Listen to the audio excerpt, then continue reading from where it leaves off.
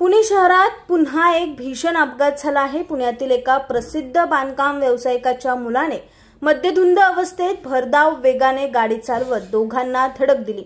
या अपघातात दोघांचा मृत्यू झाला। हा अपघात शनिवारी मध्यरात्री 2:30 वाजण्याच्या सुमारास कल्याणी नगर येथे घडला। या प्रकरणी येरवडा पोलीस स्टेशनमध्ये गुन्हा दाखल करण्यात आला आहे। हा भीषण अपघात करणाऱ्या अल्पवयीन आरोपी विरोधात गुन्हा दाखल करून ताब्यात घेण्यात आला आहे।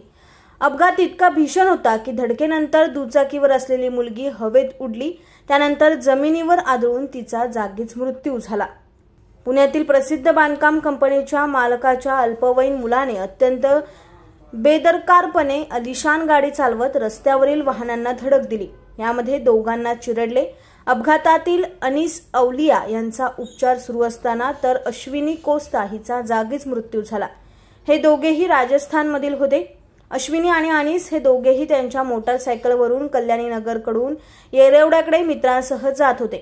त्यावेळी पोरसे या आलिशान कार याच रस्त्याने भरधाव वेगात निघाली होती। कारमधील चालकाचे गाडीवरील नियंत्रण सुटले। त्यानंतर या गाडीने मोटारसायकल आणि इतर वाहनांना धडक दिली। यामध्येच दोघांचा मृत्यू झालाय। या अपघाताचे व्हिडिओ सोशल मीडियावर व्हायरल झाले आहेत।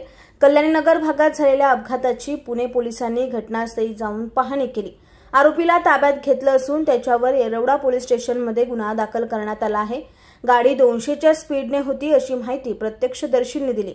अपघातानंतर कारमधील एअरबॅग उघडल्या होत्या।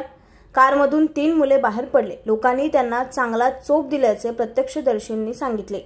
आरोपीला मदत करण्याच्या दृष्टिकोनातून काही घटनाक्रम केले असते किंवा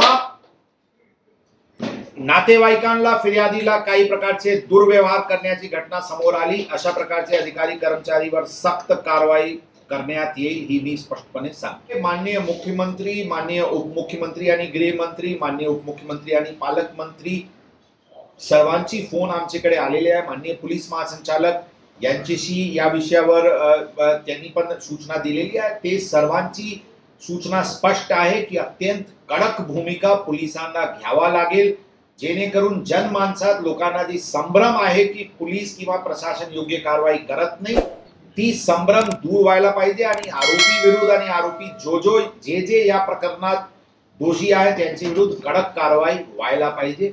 हीच भूमिका शासनाची आहे।